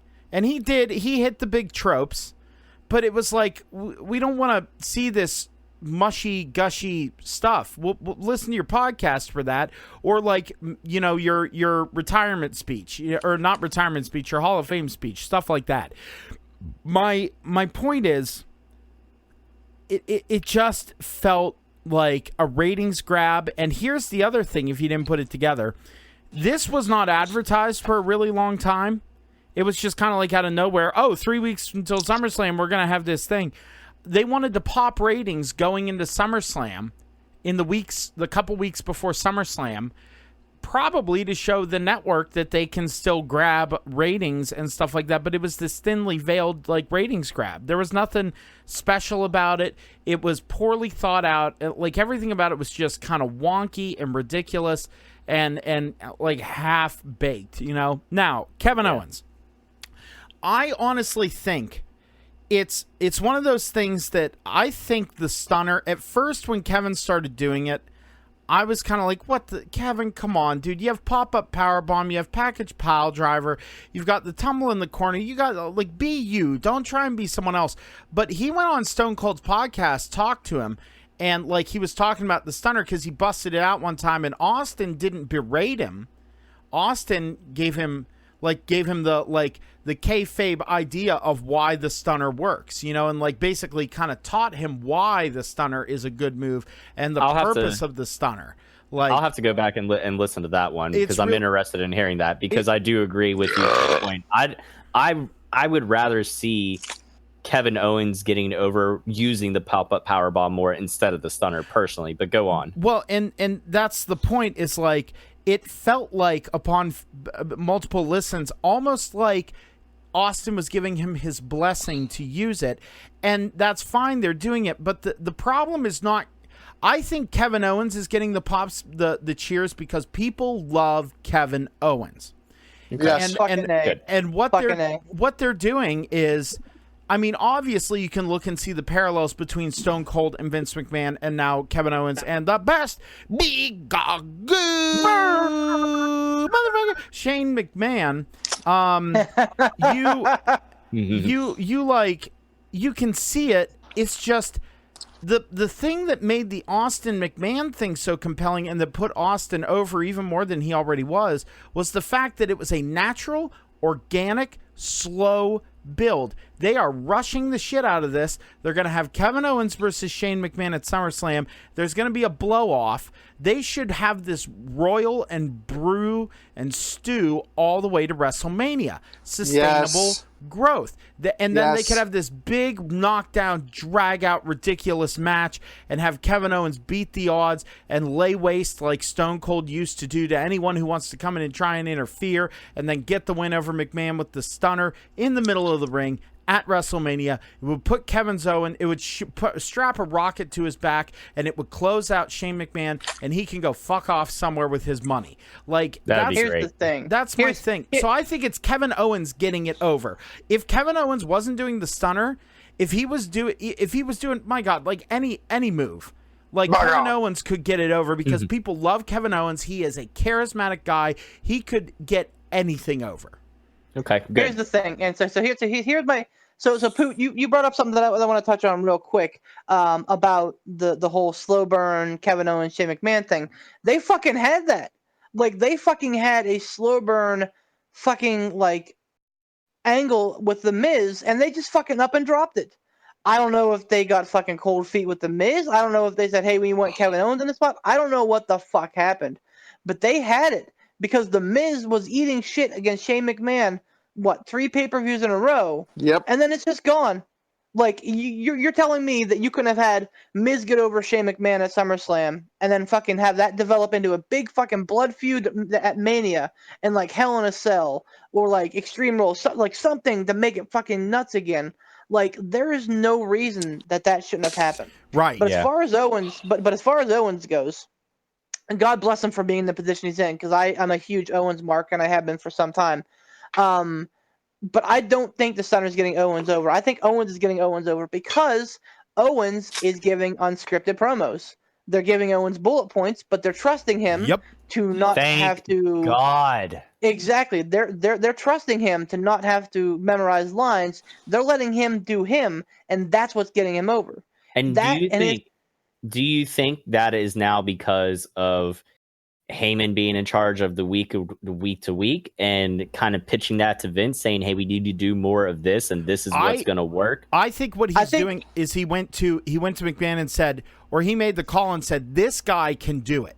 Like, Heyman has the ability to look and go, who is capable of doing their own thing with bullet points? It takes a certain talent. Yeah, it takes a certain talent. Because some people thrive better with scripted promos. Right. And some people would flub like a fish, like Roman Reigns, for example. If he now Roman Reigns is great if you give him if you give him some strong bullet points and let him kind of improvise, put away that beef. Like, he is sometimes pretty good. But best line he's ever thrown.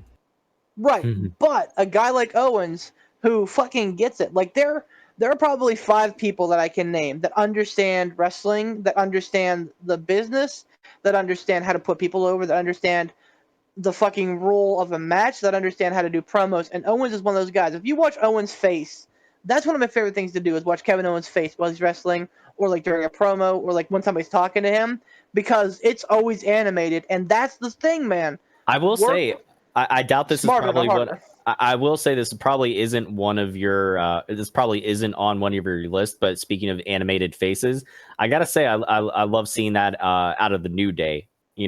Like little things like that. And I know they're a little bit more comedy shticky in some of their stuff like that. But again, to their credit, they're good with that. The facial expression. Sometimes it's just work smarter, not harder. Like how great was the New Day on comedy, by the way? Oh my God, they were fucking great. Commentary, right? Commentary. Yes. Like you have so you have guys like Will Ospreay, and I'm very sad that we didn't get to talk about Ospreay versus Orton this week. Yeah, but we'll Ospreay. We'll have to touch on that next week because we still got a hot tag trivia.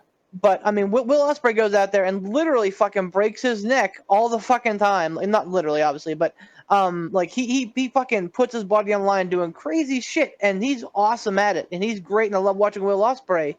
But man, if you can go out there and fucking jiggle your hips and get the same fucking reaction, why the fuck not? You know? Ransom, So I mean, kudos to the New Day, kudos to Kevin Owens for doing what he's doing. I'm all about it. Go ahead, Ransom. Ransom, what's your take? Well, I mean, I think Kevin Owens can get Kevin Owens over by himself. I don't for a second doubt that. As far as Paul Heyman goes, or whether or not it's, you know, a Paul Heyman thing where, you know, he's pitching this idea, it very well could be. Or, you know, I'm not defending his on-screen character because I can't stand the fact that Shane McMahon is on screen so much. But the truth is, we don't know whether the fact that Shane McMahon is on screen because Shane McMahon wants to be on screen or because Vince McMahon wants Shane McMahon on screen. Regardless of whether or not you have any control officially on paper over the company, the McMahon name carries weight. Yep. So there could be a very good possibility, and again, nobody knows this except for the people working backstage. There could be a very real possibility that Shane McMahon was the one that went to Vince and said, "Put me in a program with Kevin Owens. Let Kevin Owens come out and try to bury me. Let him be my Stone Cold Steve Austin. If you're going to put me on screen and push me as the best in the world, I don't know. It could be a Shane McMahon idea. It could be a Vince McMahon idea. We don't know. But if it is a Vince McMahon idea, it could have very well been Shane that went to Vince and said, make him my Stone Cold Steve Austin." That'd be kind of cool if that was the case. One last thing before we segue into the hot tag trivia. Oh, hold on for a second. I want to touch on one more. Yeah. Oh, shit. What the hell did I want to say? I fucking lost it. That's okay. If you think of it, just hold on to it. Oh, wait. Here. Okay. Damn it. Damn it, Ransom. Ransom, you better stay on script. I'm going to do whatever the fuck I want, Smoky Mountain. The only thing that's going to concern me about this Kevin Owens Shane McMahon SummerSlam match, I hate to give CM Punk credit for things because the more I listen to him, the more he comes off as a big whiny baby. But Shut up! I hate you. I agree with CM Punk whenever he said in his, you know, hours-long bitching about WWE on the Cole Cabana podcast was, what's next? What's next for me? What am I going to do next? This person's going to go away. What for me? Exactly. The same thing with Owens and Shane. Or same thing with like Seth and Brock. Like what's going to happen after that? If they have a match at SummerSlam, and you know whoever goes over at SummerSlam, whatever, who cares? If they continue the Shane versus Owens, just like they continued the Austin versus McMahon, how many matches did Austin and McMahon have? If they continue it the whole way to WrestleMania and they have a huge blow-off, spectacular style match like fucking Kurt Angle and Shane McMahon had at King of the Ring. King of the Ring, yeah. If they have that style match, if they continue the feud the whole way to WrestleMania, fine. The thing that's going to piss me off and disappoint me is the fact that they go to SummerSlam, just like it was with Shane and The Miz. All of a sudden, gone. It was just dropped. If they do the same thing with Shane and Owens, I'm going to be cautious and hesitant about what's next for Kevin Owens. Right. Because you build up this whole freight train of with Shane and Owens going into SummerSlam. If that's their blow-off match and that's it, that's going to be very disappointing. If they continue it on, you know, whether or not they have a screwy finish or an actual finish and they just continue the feud, I want to see this be a long-term feud like Stone Cold and Vince McMahon had a long-term feud. If they can pull that off, I think they could do very, very well. I wholeheartedly agree with that. And the one last thing I wanted to say, just a quick little aside. Besides us giving Shane McMahon shit for taking up time on screen and stuff, I did happen to go back and watch the. I don't know if you guys watch how much of the network you watch with the original specials, like the photo shoot things or anything like that, or whatever it is. The photo book, I can't remember what the hell it's called, but they basically sit them down and they show like a little slideshow of different pictures and have the people talk about like, oh, you know, yeah, that this is what happened. And it was actually kind of cool to watch the thing about Shane McMahon because they were showing back whenever he was, you know, producing and refereeing and stuff like that. And they actually showed a little bit of behind the scenes stuff of like you could hear Shane in Vince's headset because like Shane was backstage and he's telling him like, okay, we're gonna do this, we're gonna do whatever, when Vince was on commentary. So I thought that was a nice little kind of cool behind the peek behind the curtain sort of thing.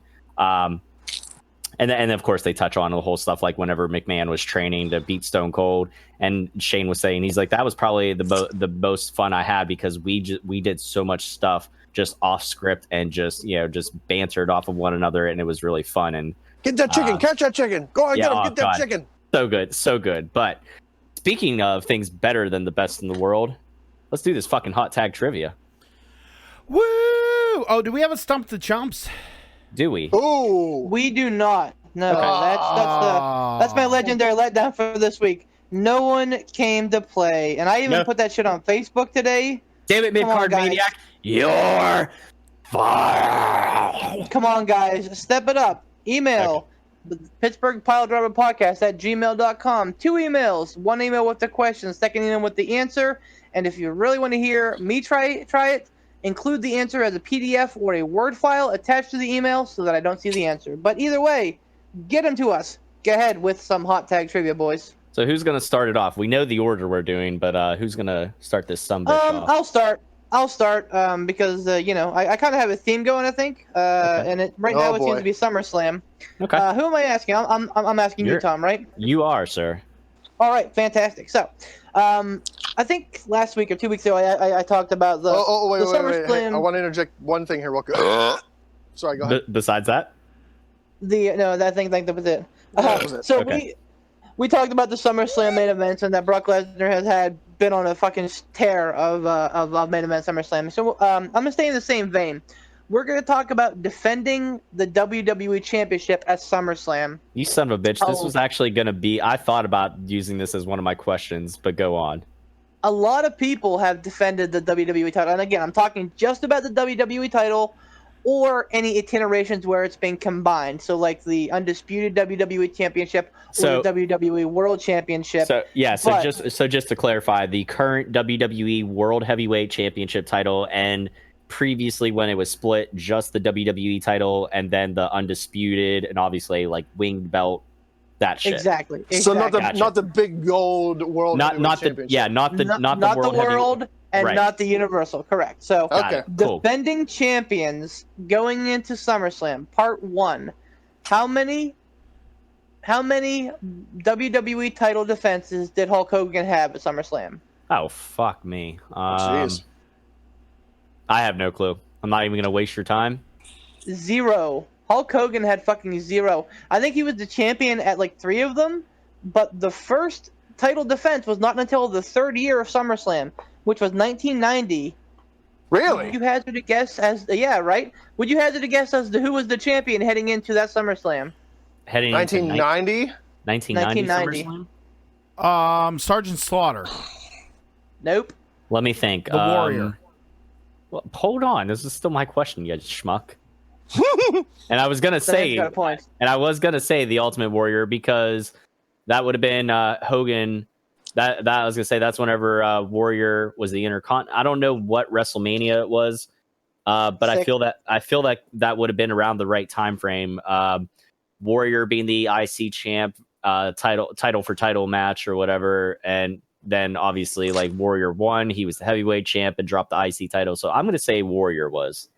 You are correct. And his first defense, well, I don't know if it was his first defense. It might have been his first defense because he would have won it that thanks year. to the outside interference from the champ there. Thanks, champ. Yeah, right. But I'll he defended against. I'll do what I want. He defended against Rick Rude of all people. So that was interesting. So here's the real meat of the question. Was Rick Rude ever a WWE champion? What's that? Was Rick Rude ever a WWE champion? No, I think he was just Intercontinental. Yep.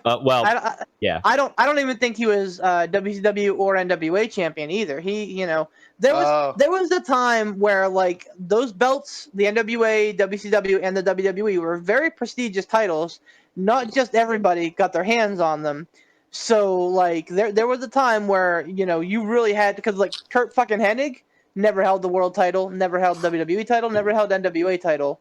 Like Wow. rarefied air going but I into gotta- about 1997 or so. But I gotta say, good on like WWE for still having him as like in the Hall of Fame, and other people who haven't necessarily. It goes to show that you don't have to get the top brass ring to still be relevant and be in the Hall of Fame, because I mean, Roddy some Piper, people- fucking Yeah, Roddy Piper. Roddy Piper. I don't think everyone. Anyway, so the real question here is, what superstar had the most, and I'm not talking about successful or unsuccessful, just what superstar walked in with the WWE Championship the most at SummerSlam and defended it in a match?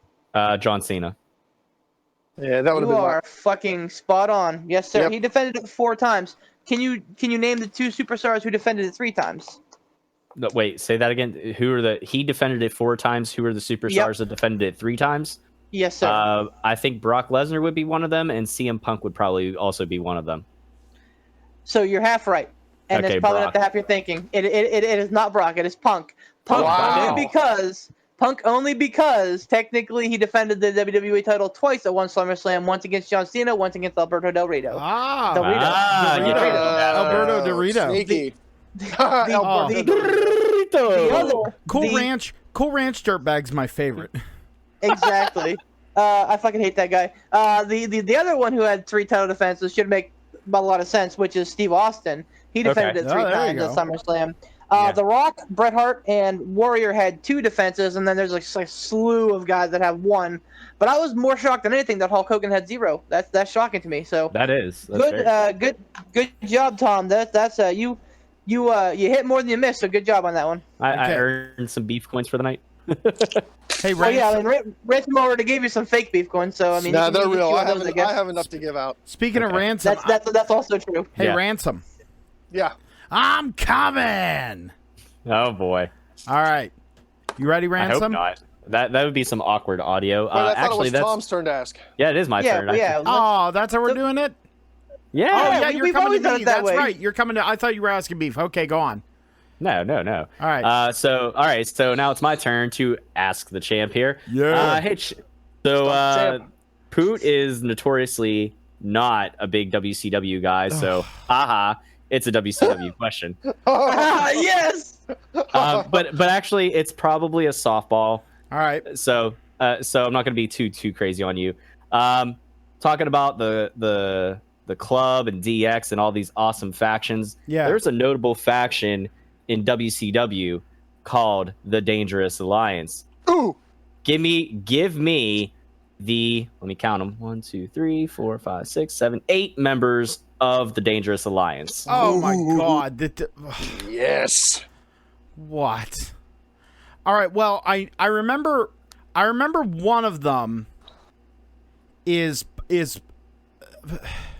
okay. Well, it's the Dangerous Alliance, so it has to be Paulie Dangerously. That is one. And I was gonna say, if you didn't get that one, I shun you. So go ahead. Oh God, this is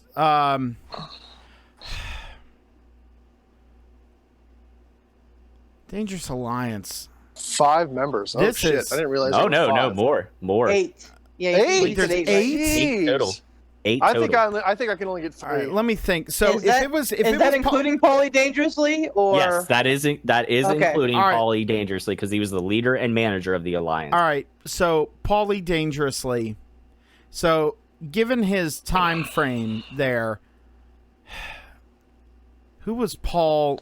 Like Paul, I can't really say Paul Heyman guys, but like who did he like? I honestly have I'll- no fucking clue. I'll take a shot. I'll this take one a would've shot in stumped the me, dark. I mean, so it was what, late '80s, early '90s for this. I'm gonna go with. I'll throw out because Steve Austin was there. I'll go with Steve Austin. That would have been one of mine. Yep. That is also correct. Oh, That's 2. who else was there? I could be off on this one. It was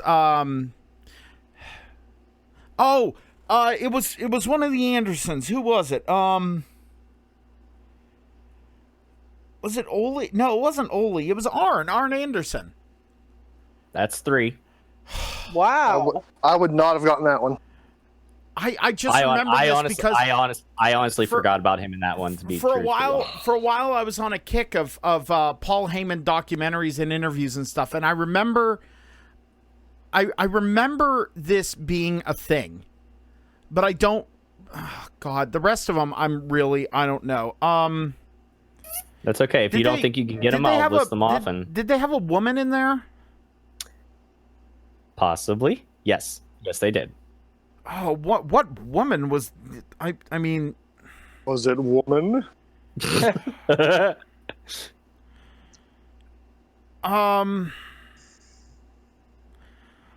Was Sherry in WCW? Sherry was at one point, but I don't think during this time because I think she was I hanging don't around know Shawn that she Michaels. was. So, I don't know that she was actually. Wasn't she called? She was called something else. Sherry was definitely in WCW because she was with Harlem Heat. We were talking about Nope, that that before. was that was Missy Hyatt. Yeah. What? No, Sister Yeah. Sherry. Oh, yeah, Sister Sherry. It may have Sister been Sherry. both.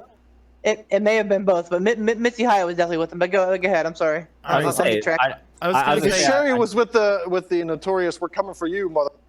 yes, We're coming that for was. you. Oh fuck yeah, fuck yeah, Yeah. my dad. Yeah, my all dad. right. All right. Let me think. What's Thank you for that gassy interjection. was Ricky Morton one of them? No. Oh man, I don't know. So who did I got? Can I be an advocate and help my champ? You tapping out there? No, I'm trying to think. I had Paulie Dangerously, Steve Austin, Arn Anderson. Hey, I'm just trying to get you to bed on time. That's all. Gotta Well, let the champ rest. Can he phone a friend? Maybe can I throw one out? Go ahead. I want to get Poot's blessing before I do. Yeah, sure. Well, it's my question, so you definitely have my blessing. But go ahead. He's the champ. Listen. Sure. I don't know, but this was the third one. I would guess Paul, Steve, Brian Pillman. No, sir. No. I thought the blonde. The Yeah, I would've Hollywood thought- blondes were in together. All right, well, never mind. I'm out. I don't like. I don't know who I was. I don't know. Rick Rude. Yes, actually, that's Are you another one. serious? Yeah. wow. He's looking it up. This is great. So You I want me got to give you four? the other? You want me to give you the other four since you got half? Oh, yeah. Go Just to ahead. move things on. Okay. I have no All right. idea because like that Rick Rude was a shot because I was like he was still in WWF at the time. All right, we'll go with it. All right. Well, All right. because you had, I believe, I can't remember which one was which. Steve Austin and Rick Rude both held the television and U.S. titles whenever they were in the Dangerous Alliance. Okay. So Paulie Dangerously was the leader and manager of the Alliance. Right. We mentioned Arn Anderson. We mentioned Steve Austin and Rick Rude. Bobby Eaton. Oh no! Oh, you were so close. Oh my to God. Jordan. Oh my god. Larry Wow. Zbysko. Larry Oh, Zbysko. Larry. Oh, Okay. the living legend. Okay. Oh, Michael P.S. Hayes was a manager. Shut up. Yep. And last but not least, there was a woman, and I'm surprised that you didn't get her because she caused the most controversy coming over to WCW. Oh, Medusa. Yes, sir. Was it Medusa? That's what I was thinking. She was- I was like, man, her title was champion. You ready for this? Director of Covert Operations / Valet. But Only that Paul. is- Covert operations. but that was your WCW Dangerous Alliance, and the Dangerous Wow. Alliance did continue into other. It was in other organizations like the AWA. It was in ECW, and then there was the new Dangerous Alliance. But we're not going with those. I'm going with the WCW one because I feel like that was the I'm biggest. shocked that I got 4. Well, good Yeah, job. man, good on you. Thanks. You get half a tiger uppercut. Oh, So. sweet. Tiger. Tiger uppercut. All right, my turn. Yep, you'd ransom. Ransom. This is, 14. a little bit of a softball, okay? Because we've been throwing out a lot of really complex questions.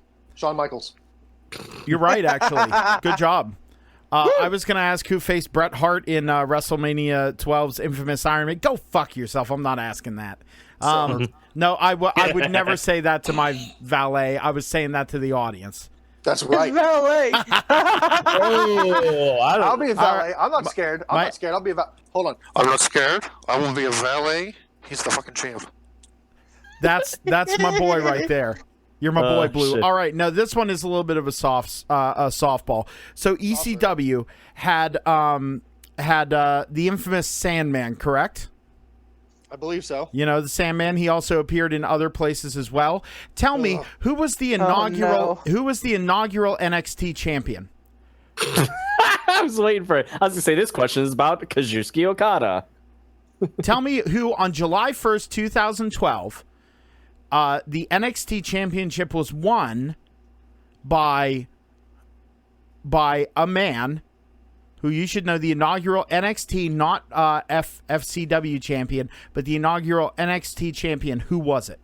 Seth Rollins. There you go, Yeah. Seth Rollins. Good job. That's my boy right there. Knowledge out the wazoo. Knowledge drops science. All right, go All right. for Okay. it. All right, Beef. Speaking of NXT, and I'm glad that Poot brought this up. What would you rather do, victories or appearances, Beef? Victories.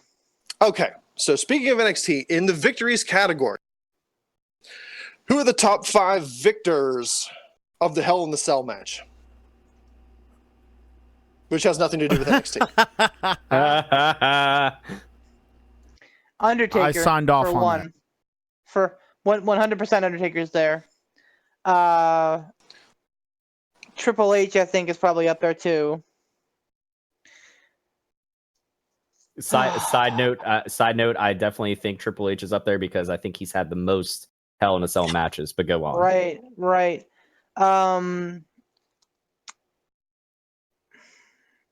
So this is definitely something like real recent, and it's gonna bite me in the ass because of the stupid fucking gimmick Hell in a Cell pay-per-views where they have like 18 Hell in a Cell matches every fucking year. Well, not as much. No, but you understand my point. They should have so had. definitely They take should have your had Triple more. H. But So you're doing what? I'm sorry, refresh my memory. You're doing victories or appearances? Victories. Okie dokie.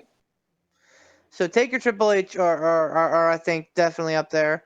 Shawn Michaels has been a few, but I don't think he's won many. He may have won one. Kane's been in a few, but I don't think he's won a ton. So you've locked in with 2, Taker Yes. and H, right? Yes, 100% locked in. Like that is my final answer for Okay, those so I two. need 3 more. Yes, 3 more for certain locked in. Fuck it, John Cena, because it's been around since 1999. So, and he's been big since 2002. So that's a pretty good chance that he's probably been in there. Exactly. So Taker, Cena, H. I feel like I'm missing something super obvious. if when he gives up, can I guess one at least? Yes. Okay. So Me as well. Taker and Cena and H. And then I will go with The Rock. No, not The Rock. Fuck. Let's see. Give up and hot tag me in. All right, so I'm gonna throw out 2 names just that cross my mind. Taker, Cena, H are the 3 that I'm locking in. My 2 wild cards are CM Punk and Brock Lesnar. Oh, can I throw one out? Yes. Kane. Tom? Randy Orton. Ooh, that's a good one. Combined, you got the top 3. Wow. Undertaker has the most victories with 8. Triple H has the next with 6. Randy Orton has the next with 4. Yes, sir. And Beef, you should have gone with your gut. The next one after Randy Orton clocking in at number 4 is Shawn Michaels with 3 victories. Wow. And number 5, which no one guessed at 2 victories, Mr. Dave Batista. Whoa. Okay. Yeah, that makes sense. But to be fair, Batista also tied Brock Lesnar, Kevin Owens, Roman Reigns, John Cena, and CM Punk. They all had 2 victories. I mean, Can you give me the most? I guess a lot of those guys. Can you give me the most Hell in the Cell appearances? Well, Undertaker. obviously Undertaker. Well, don't forget he has the most victories, but Yeah, I feel like it's a trap. I feel like it's a trap. I already said it. What's your number 1 appearances? I'll stick with Taker. Tom and Beef or Tom and Poot? Triple H most appearances. He may not have had the most victories, but he's had the most appearances. I'm almost 99.9% sure of that. You know, this is going to be a really stupid answer, but I'm kind of feeling it. I'm feeling lazy. Edge.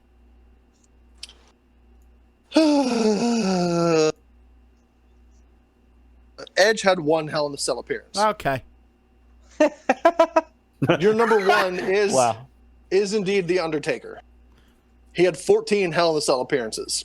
14, Triple H came damn. in next at 9 appearances, and then Randy Orton at 7 appearances, Wow. followed by Shawn Michaels with 4, Batista with 2. Well, Batista, Brock Lesnar, and Kevin Owens with 2. That's bonkers.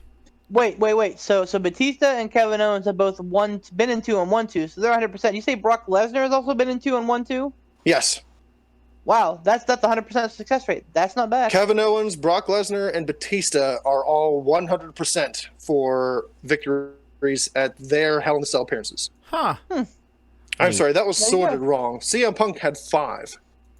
Okay. So Undertaker, Triple H, Randy Orton, CM Punk.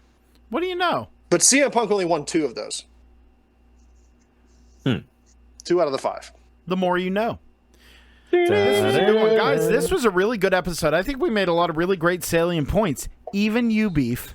No, Beef. Seriously, this is why I like doing this podcast. Yeah, because and also Beef, you're garbage. No, we all bring really different perspectives. Really. I think I've peed into my pine tree at least 4 times during this episode. I'm so proud. I couldn't be more proud. I couldn't be more smell proud. so terrible. I definitely need some deodorant because I've been sweating my ass off. I'm smelling my own armpits non-voluntarily at all, and just I am doing this podcast in my underwear. In the nude. Not quite. So I do want to plug one thing here real quick. Live sex celebration. For the half butter. For people that listen to this the day or the day after it's posted, we're going to be doing our second ever collar and elbow tie-up sometime this weekend / early next week. I believe we're going to be doing Beef versus Tiger Mom Tom. It's going to be the Attitude Era versus the NWO era. Yeah, it's basically like WCW before the NWO completely just engulfed everything. In its prime, right? WCW in its prime versus WWE in its quote unquote prime. Fucking shots fired. So it's going to be. I mean, it doesn't encompass the entire Monday Night Wars because WCW self-destructed hard at the end of the Monday Night War, but it's going to be WWE and WCW during their prime at Monday Night War.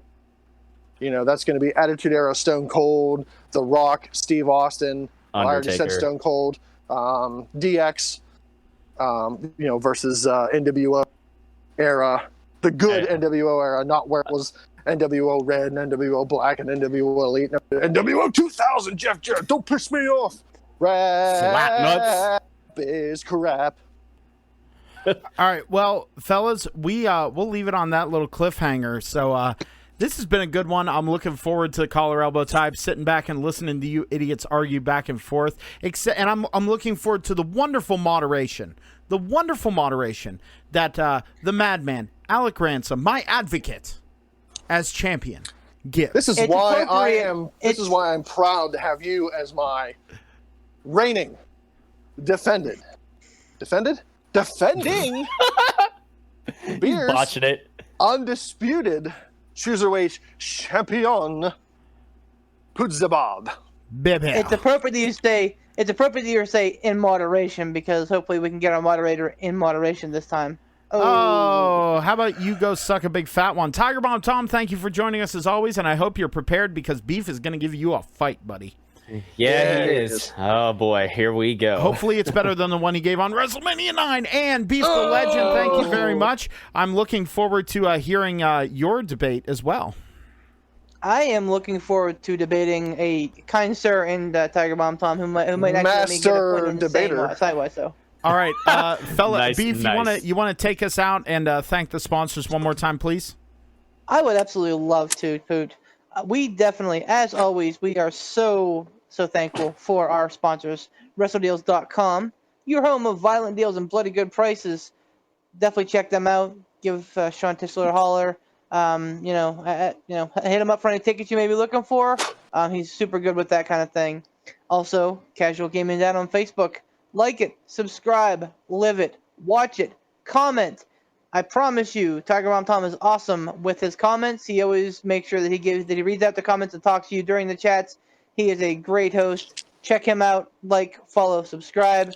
And if you haven't already, subscribe to our Twitter. I'm getting better about actually tweeting, doing things. So do that at Piledriver. Like us on Facebook, although I imagine most of you probably already have. Subscribe to us on YouTube, but you can, I imagine, probably already have.